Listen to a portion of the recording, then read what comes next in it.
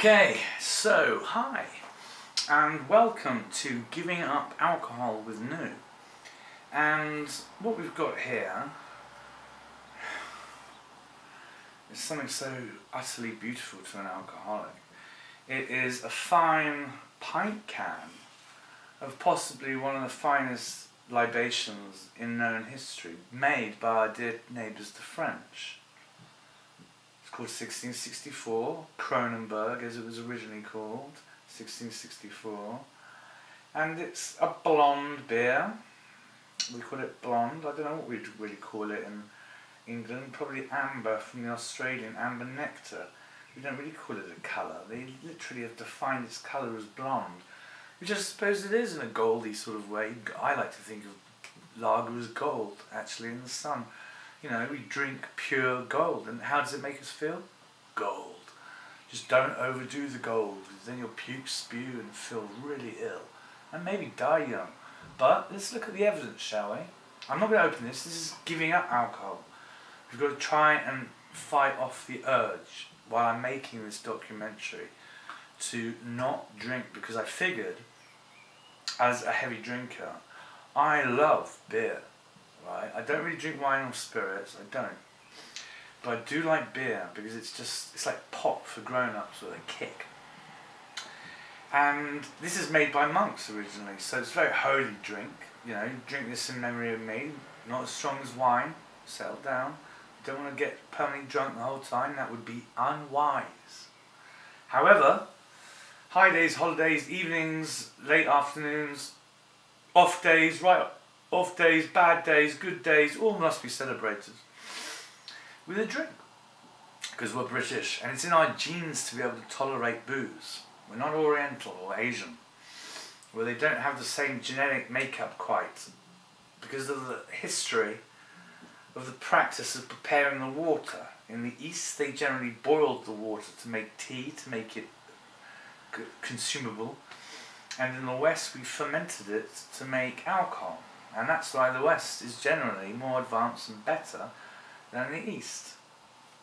Generalising, but I like to give booze a lot more credit than it gets, frankly, because a lot of us are in very deeply happy relationships with a can of beer more than any female. Indeed, I was once so plastered on a happy night, I married a can of Kronenbourg, and as you can still see to this day, we're doing pretty well together. Now, when you're trying to give up booze, the worst thing you can do is drink booze, because that's defeating the object of giving up booze.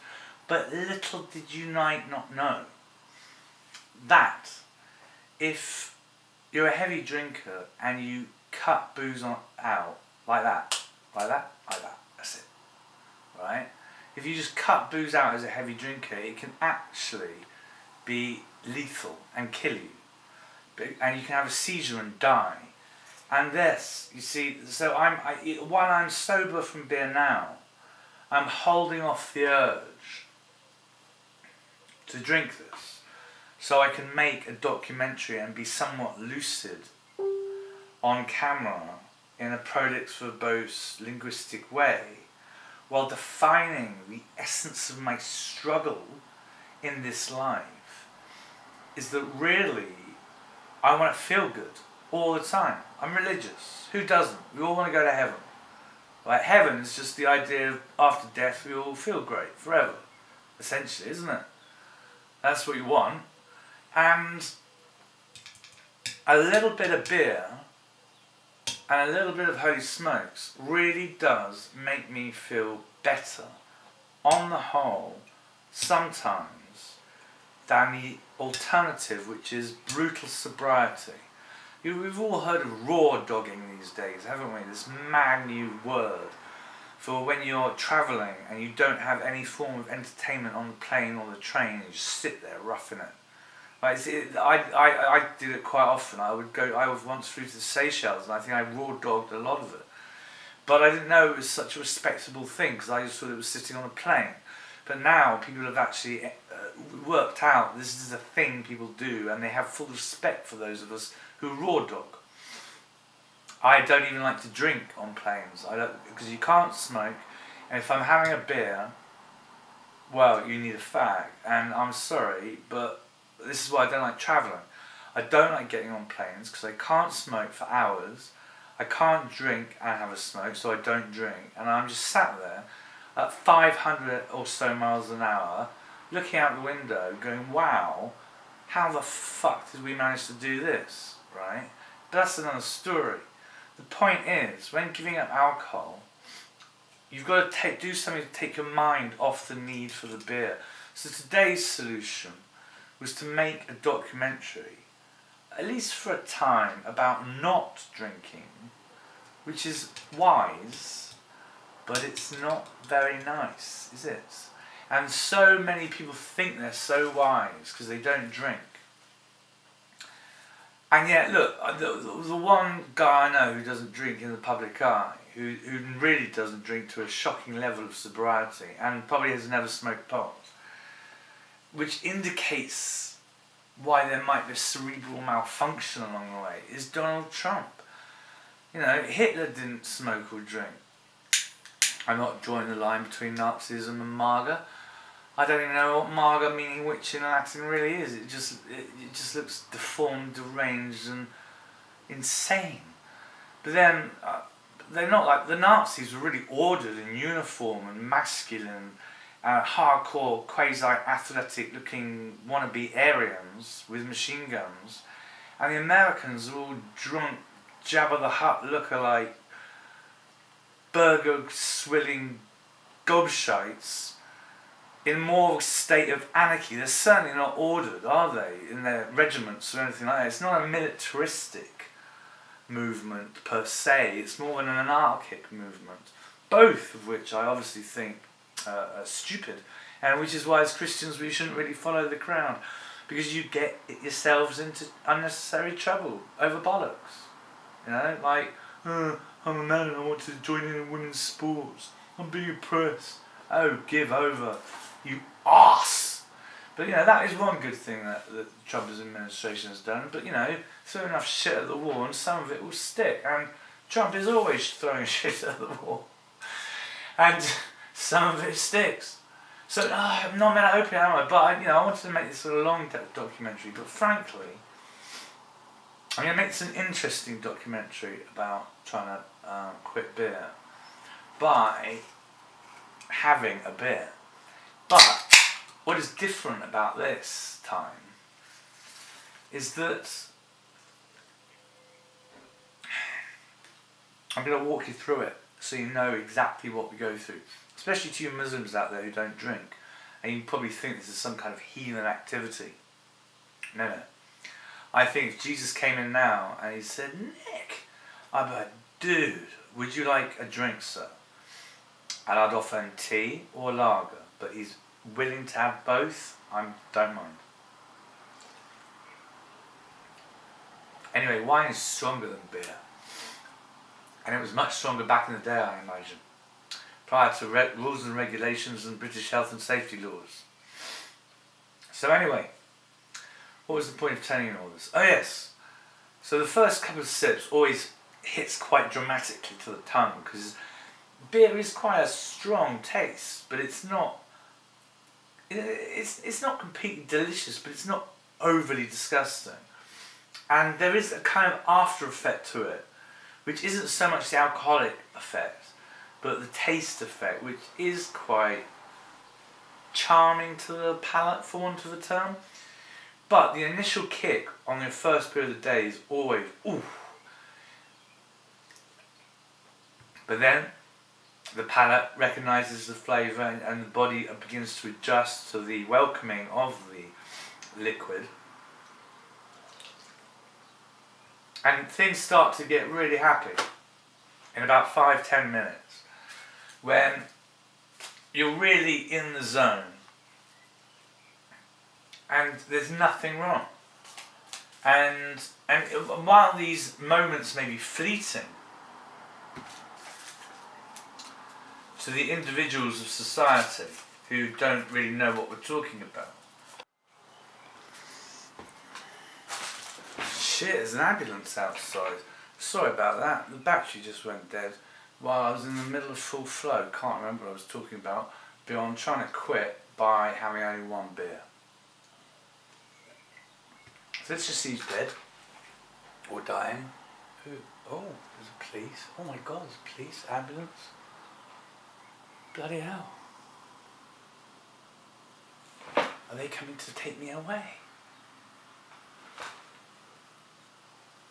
Has someone died? Well, it's a good. If I did die now, it'd be bloody good because you've got an ambulance and 3 cop cars out there, which is amazing. That's caring the community.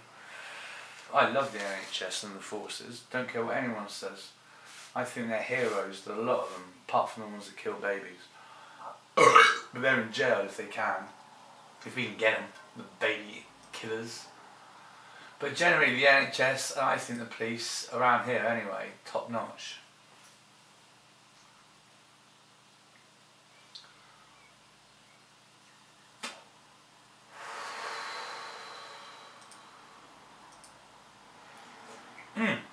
Sorry, I'm meant to be doing a documentary about not drinking.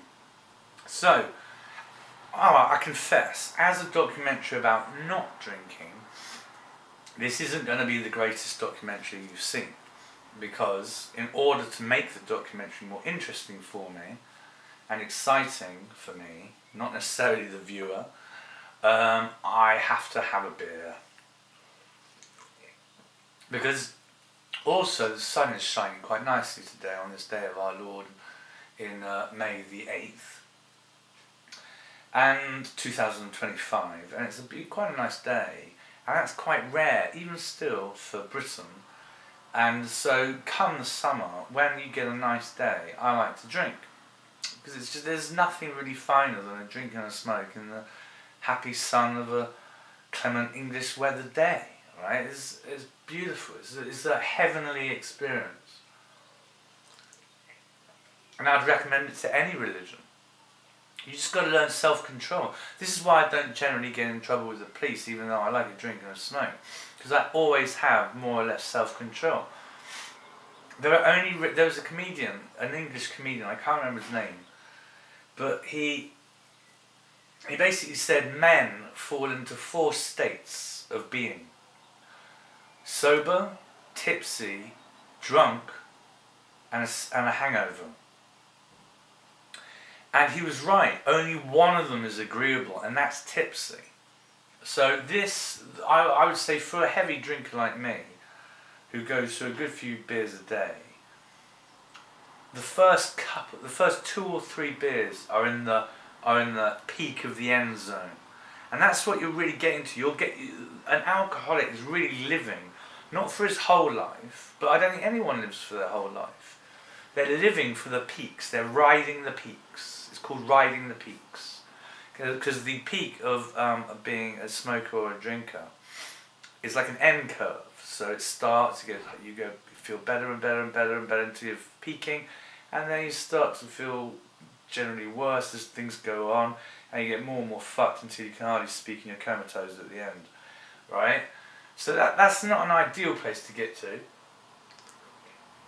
But if, like me, you're an insomniac, a drink can certainly help you get to sleep for some good hours that you otherwise would spend alone, isolated, in solitary confinement, more or less, in a flat with no one to talk to but arseholes on the internet. So given this shocking and stunning insight into the fact that man basically lives in 4 modes, or you could say 5, sleep is another one. But hangover, sober, tipsy and drunk. And really what we should be seeking to be as a people is naturally tipsy without the use of excessive alcohol permanently. But I don't think that's possible according to the Newtonian laws of thermodynamics and gravity. But then again, who's to say it affects the neurons?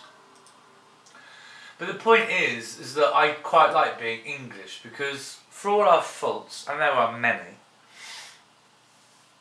we're really quite chilled about the drink. I don't just mean English, I mean all the UK and the West in general, the French, the Italians, the Spanish make great beer. Americans, they don't make great beer, but they try, and that's the important thing. So, I find there's a correlation between nations which make wonderful beer and some level of cultural distinction and advancement. All the countries I've just named, including America, are much more advanced culturally to some degrees than any other foreign voodoo place or bongo place, where they all ostensibly still talk shite, thinking they know. It's one of the worst things you can ever do as a smart person, is think you're omniscient. Smart people know they don't know. That's why they're smart. And that's why they work shit out, because they go, oh, I don't know about that. And they read about it, or they look it up, or they look into it. But online, we have thousands of people who don't know anything thinking they're omniscient. Their opinion is the word. Well, that's just bollocks. And it's going to end in tears if we don't sort something out. But never mind. Now the problem I've got here is that a woman's harassing me because I made a joke about eating my teacher at master's degree. It's a humble little joke, but I've got the ire of some woman who is harassing me for not being amusing enough. Well, I was more amusing than she's being. I just mentioned I thought my teacher was quite edible because some weirdo in Warsaw or somewhere has killed and eaten his university teacher. Which reminds me of the Silence of the Lambs days at boarding school, where we'd go around with the lads, and if anyone pissed us off, we'd go, I'll eat your liver. That was quite a regular slur at the oratory, to go, I'll eat your liver. We never did. Not yet, anyway. So anyway, this is the worst documentary about not drinking ever. But the point is that it's something, not nothing. I have endeavoured to do my best to make something here in place of nothing. Now, am I achieving that goal? You may well question that. But I say this. Are you content? I am. And I will be even more content after a few more of these beauties. You see, I'm putting it down also to it being a Thursday. Douglas Adams could never get the hang of Thursdays. And you can see why. They linger on the periphery of doubt, don't they?